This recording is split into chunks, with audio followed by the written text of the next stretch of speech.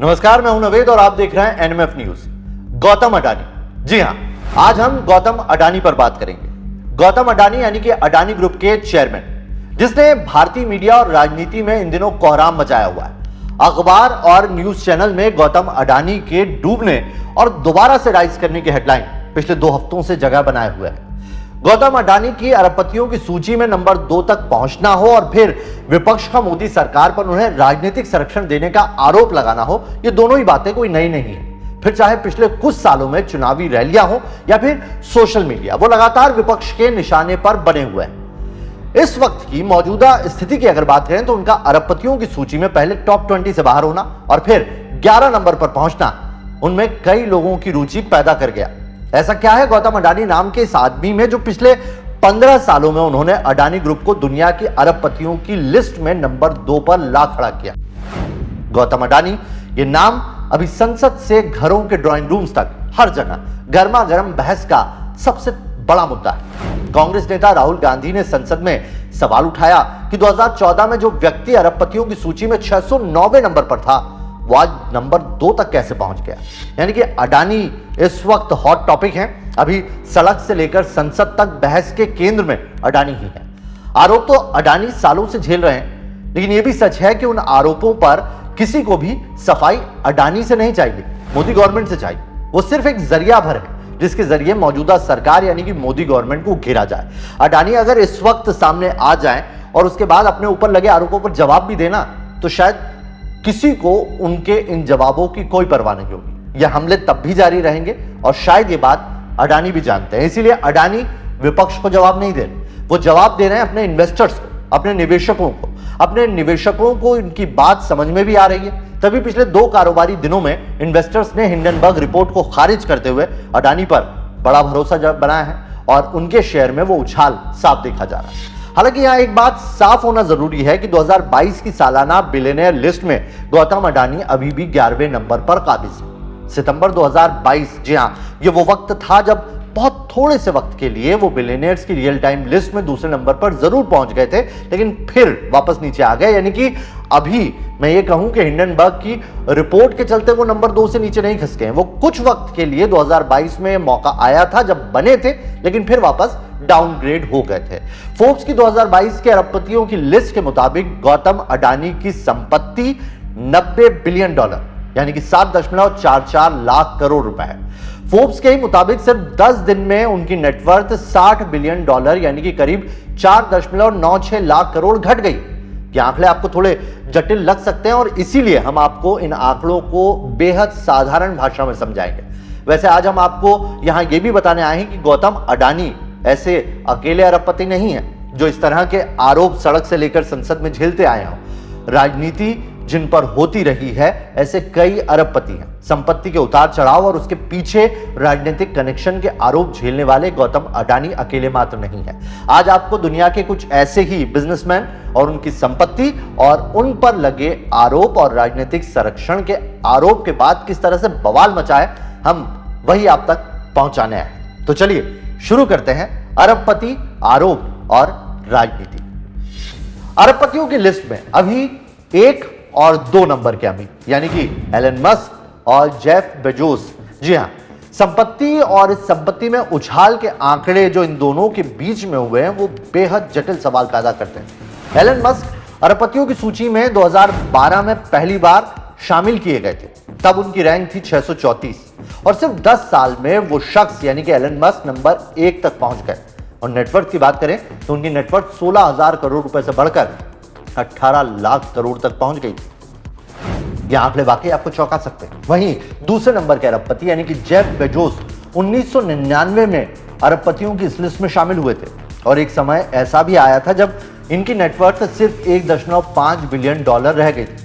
2017, जी हां, यही वो साल था जब उनकी नेटवर्थ बढ़कर $53 बिलियन तक पहुंची थी और 2018 में यह डबल होकर $112 बिलियन हो गई। देश और दुनिया के सबसे बड़े अमीरों की बिलियनियर रैंकिंग और घटती बढ़ती संपत्ति के सफर में आइए आपको समझाते हैं कि क्या है ये नेटवर्थ की राजनीति। सिर्फ कुछ वक्त के लिए रहे अडानी नंबर 2। अगर आप सोच रहे हैं कि हिंडनबर्ग ने अडानी को दुनिया के नंबर 2 अमीर से नीचे ला दिया तो यह सच नहीं है। अडानी सिर्फ कुछ वक्त के लिए ही सूची पर इस पायदान तक पहुंचने में कामयाब हुए थे। गौतम अडानी की नेटवर्थ 2022 में एक समय बढ़कर 12 लाख करोड़ रुपए के ऊपर पहुंच गई थी और यही वो वजह थी और यही वो वक्त था जब दुनिया के इन अरबपतियों की रियल टाइम सूची में वो दूसरे नंबर पर पहुंचे थे।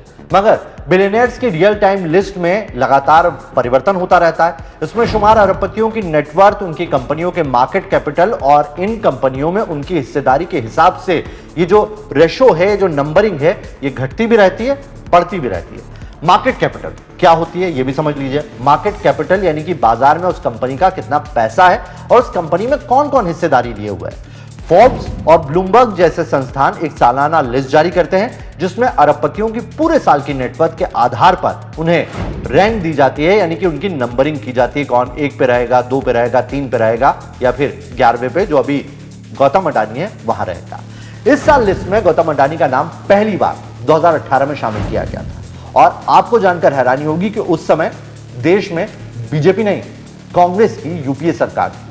वही सरकार जिसके नेता आज संसद में उनके और पीएम मोदी के साथ के फोटो लहरा। 2008 में अडानी की रैंक 91 थी और नेटवर्थ थी $9.3 बिलियन, यानी कि करीब 77,000 करोड़ रुपए।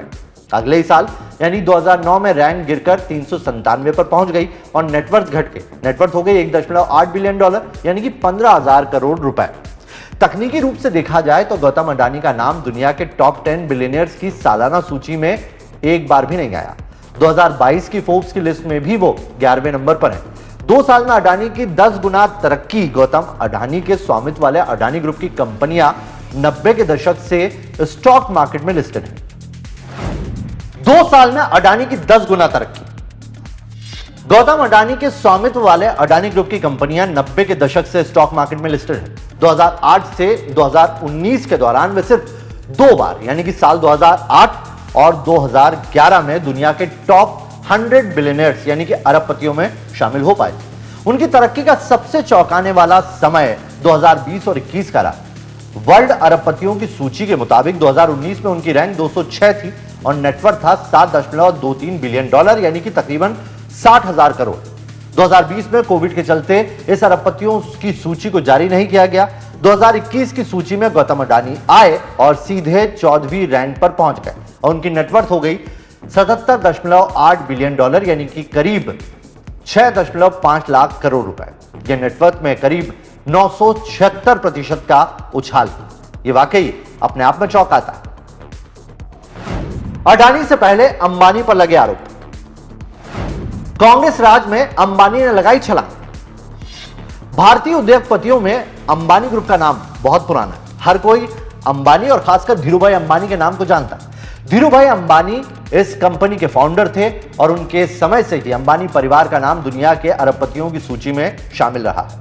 1996 के अरबपति सूची में अंबानी परिवार की रैंक 353 थी और नेटवर्थ थी $1.1 बिलियन, यानी कि करीब 9,000 करोड़ रुपए।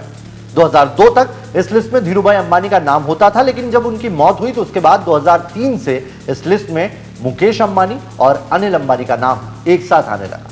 2006 में ग्रुप के बंटवारे के बाद पहली बार मुकेश अंबानी का नाम अलग से लिस्ट में आया था और उस साल मुकेश अंबानी लिस्ट में 56वें नंबर पर थे और अनिल अंबानी 104वें नंबर पर। अनिल अंबानी की रैंक 2008 में नंबर 6 तक भी पहुंची। आखिरी बार 2018 में उनका नाम लिस्ट में आया था, जिस वक्त उनकी रैंक 887 थी। 2 साल में अंबानी लगाई 11 गुना छलांग, 56 नंबर से पहुंचे 5 पर। साल 2006 में 56वें नंबर के अंबानी ने महज 2 साल में 11 गुना चौंकाने वाली छलांग लगाई और 5वीं रैंकिंग तक पहुंच गए थे। गौतम अडानी की तरह ही मुकेश अंबानी के बिजनेस में तरक्की के सफर में कांग्रेस यूपीए सरकार का दौर रहा। 2008 में गौतम अडानी पहली बार अरबपतियों की सूची में शामिल हुए थे। 2008 में ही मुकेश अंबानी पहली बार इस लिस्ट में 5वें स्थान पर पहुंचे थे। 2006 में पहली बार मुकेश अंबानी का नाम लिस्ट में अनिल अंबानी से अलग हुआ था और इसी साल उनकी रैंक 56 थी और नेटवर्थ थी 70,000 करोड़ रुपए। महज 2 साल बाद 2008 में मुकेश अंबानी 5वीं रैंक पर पहुंच गए। नेटवर्थ भी 3.5 लाख करोड़ हो गई, यानी कि सिर्फ 2 साल में नेटवर्थ 405% बढ़ गई। और ये सब कुछ हुआ था कांग्रेस की यूपीए सरकार के राज में। गौतम अडानी से ज्यादा चौंकाने वाली उछाल एलन मस्क की। गौतम अडानी की बिलियनियर्स लिस्ट में रैंकिंग 2014 में 609 थी, 2022 में वास्तविक रैंक 11 है। दूसरे नंबर के बिलियनियर्स वो सिर्फ कुछ ही देर के लिए बने, उसके बाद फिर हटे।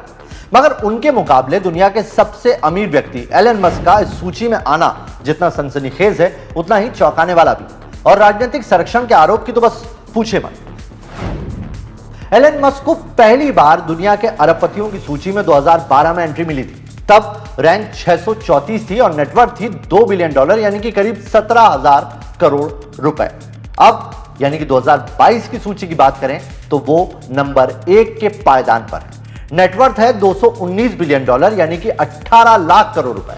अरबपतियों की रैंकिंग में 634 से 32 तक एलन मस्क का सफर बहुत ही नपातुला संयमित रहा। मगर 2019 से 2021 के बीच आखिर ऐसा क्या हो गया कि उनकी रैंकिंग और नेटवर्थ दोनों में ही ये चौंकाने वाला उछाल आया, जिसने हर किसी को चौंका दिया।